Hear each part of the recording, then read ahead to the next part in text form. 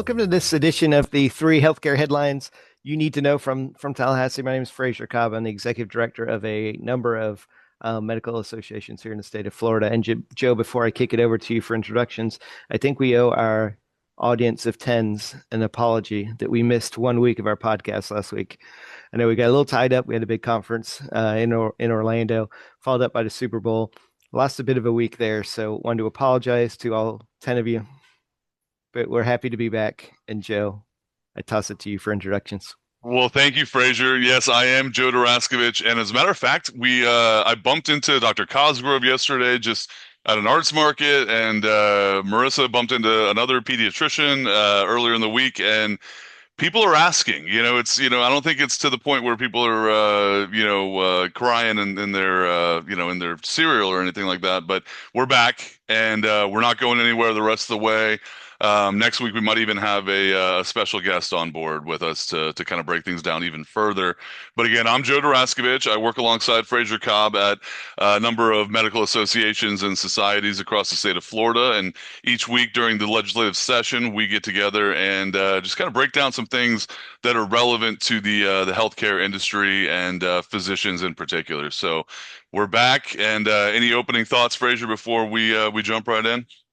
And I just hope you avoid any controversy with your music selection this week. We don't want any Bad Bunny hate mail coming into the podcast mail inbox. So hopefully you've thought long and hard about this week's musical tip. So look forward to that contribution later on today.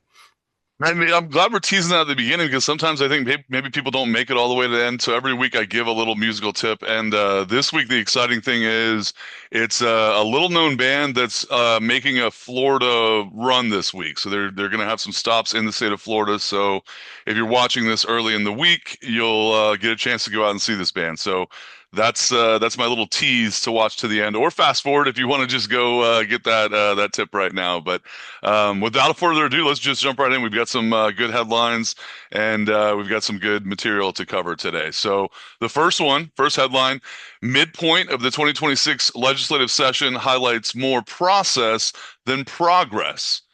What do you mean by that, Fraser?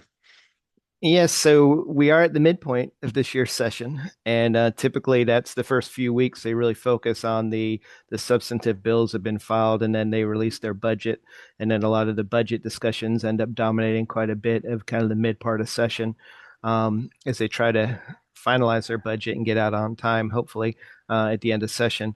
But this week, I think it illustrated again some of the inner turmoil, or at least debate behind the scenes between the two chambers. There's a little bit of back and forth on when the budget was going to be released. The House and Senate sent mixed messages. The Senate kind of teased that they wouldn't release their budget until next week. The House went ahead after that and released their budget. Typically, both chambers try to announce them the same time, just so the budget's revealed for everybody. But there's a little bit of behind the scenes back and forth there. I'm not sure what that means and what it sets up for debate in the coming weeks, but just kind of interesting that they're still not really on the same page there with their release of the budgets. I will say in the House budget recommendation, theirs is $1 billion. We talked about that earlier in session on this podcast. Theirs is $1 billion less than last year's budget because some of that federal money is drying up. So they are taking some cuts. One of the places that's cut is the little grant budget that the House had approved a couple of years ago to spur healthcare innovation. There's a $50 million grant. It was put in a budget that hasn't made it in the House budget proposal. We'll have to see what happens over on the Senate.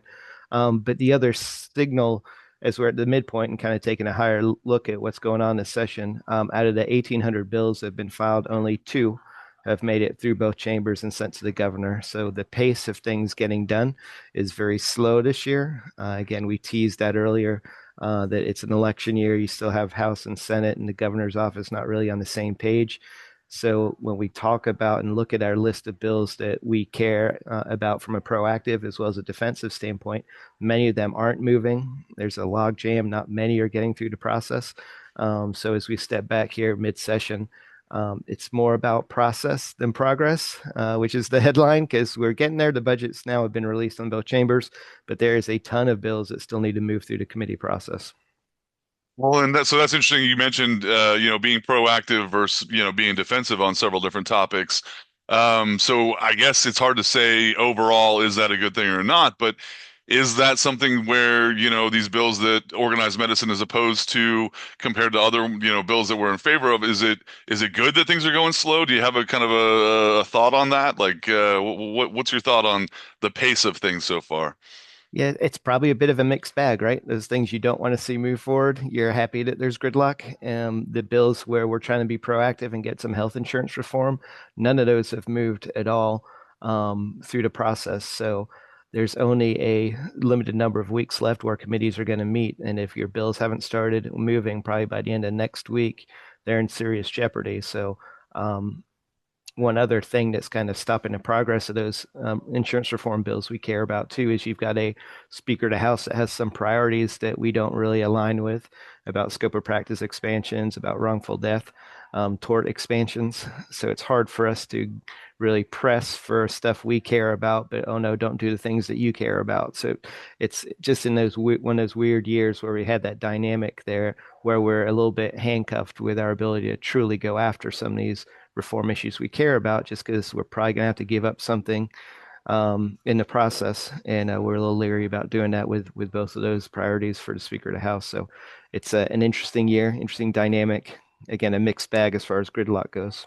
Yeah, you do hear about a lot of that domino effect where, talk to the legislators and say, well, this needs to happen before this can happen, and then that'll happen. And if nothing's happening, then you kind of think of, those first dominoes need to fall, and then you kind of the shot clock gets started, and you only have so much time in session, and all these lawmakers need to get out on the campaign trail and make sure they're seeing their constituents and everything. So yeah, I guess we'll have to keep tuning in every week to find out what's changing and what's moving and what's stalling, and yeah, a mixed bag so far. Well, moving on, I think that was a good first headline. The second, strike alls strike back. Attention to detail at a premium for lobbying core. I like that one. Okay. Yeah, and this is another shout out to where we are in the process, right? This time of session, those original bill drafts have been out there in the public. They've been discussed.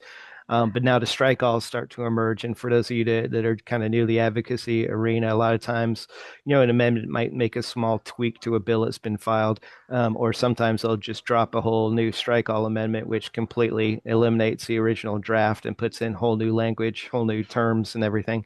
And this is where the lobbyists really make their money because you'll have like 24 hours notice before a committee hearing and a massive strike all drops. That's again a complete rewrite, and that's where the going over that language and understanding kind of the thought process behind a strike all comes into play. And that happened a little bit this week with the Senate bill, which is looking at pharmacy benefit manager reform and making sure we address the high price of medicines, that impact everybody. But some of the underlying concerns we had with the strike all was what it would do to those practices that buy and bill and administer drugs within their office. And if this attempt to address some of the concerns with PBMs would ultimately limit the ability of physicians in certain specialties, actually, well, all specialties, but some actually do it more than others, to actually do that buy and bill where you could administer drugs in the office. So there's a few tense moments there. And again, part of that process is just being aware. Strike alls out, review the language. If you see concerns, you've got to hit the bill sponsor, the amendment sponsor, and say quickly, these are our concerns with this language. So again, it's where the lobbyists make their money, and sort of that detail work that obviously you need boots on the ground to be able to do. And we're thankful for having great representation up there in Tallahassee to do that work. And it's kind of a little look behind the curtain from our point of view. We're around the state. I'm over in Jacksonville, and you're down Central Florida a lot, and kind of we're checking in with our people over in Tallahassee, and a lot of times you get a quick response, or they let you know things are going smooth. This is one of those weeks where it took a little while sometimes to get responses from our folks in Tallahassee, and when we got those responses, it was very clear that it was kind of a frantic week where a lot was happening, and it was kind of a rapid fire text exchange between us and our connections over there in Tallahassee. So thank you to everyone who's over there working on behalf of the physicians and organized medicine, because some weeks are a little more frantic than others, and at the end of the day, we say not that many bills have been been, moving through the pipeline, but then you have all this day-to-day work that's really, really important, and we're happy to have those people over there advocating for organized medicine. So thank you to everyone who was in the middle of the excitement in Tallahassee last week. Any more thoughts on the strike calls, Fraser? No, and it's really the unintended consequences, right? Because you've got a bill sponsor, an amendment sponsor that is doing the right thing, he believes, for one of his clients, and it's taking that language and then trying to give some forethought. So if, like you said, dominoes, if this domino falls, if this language goes in, what happens to other areas of the statutes and our ability to continue to render the services we're currently doing? So yeah, it's a whole lot of detail work and a little bit of looking into the future on how the impacts how the language would impact care delivery.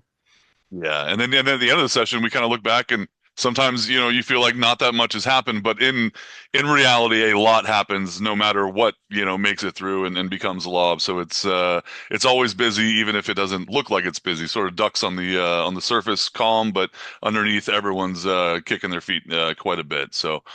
All right. Thank you to everyone over there. Let's move on to the third one, Fraser. We're cutting right through them today. So, number three, sickle cell and naturopaths bills gain some traction. Okay, what do we have in those realms? Yeah, those are two bills that actually have started moving this week and got hearings in both chambers. So they've been elevated in our watch list, if you will. Two bills that we talked about early in session, and I know we've talked about them in years past as well. Two bills that we have concerns with. We're not lighting our hair on fire about either one of them. We think we can work with the language to make them a product that we can deal with. And certainly through the process, we're seeing that evolution of those bills. But the R2 we talked about, so I want to highlight it. The naturopath bill did clear a committee in the Senate and the House this week. The language has been getting better over the last several years. And there was definitely some discussion in the Senate committee this week that there's some concerns about delayed medical diagnosis if a patient is seeking care from a naturopath. So there was some language in the Senate committee discussed about wanting to make sure that there's collaborative agreements and there is more physician engagement, that naturopaths have the ability to escalate to physicians if they if a treatment or diagnosis needs to be made, or if the patient isn't improving from what the naturopath is recommending.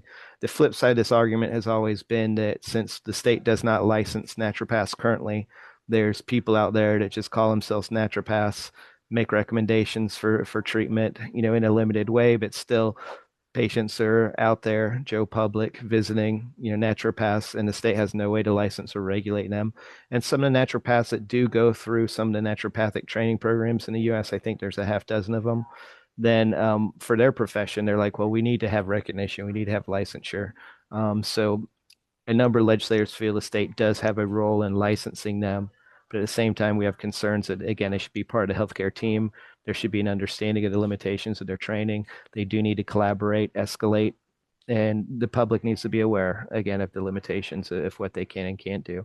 So that bill is getting a little bit better as far as its language, and again, seems to have a little bit of momentum.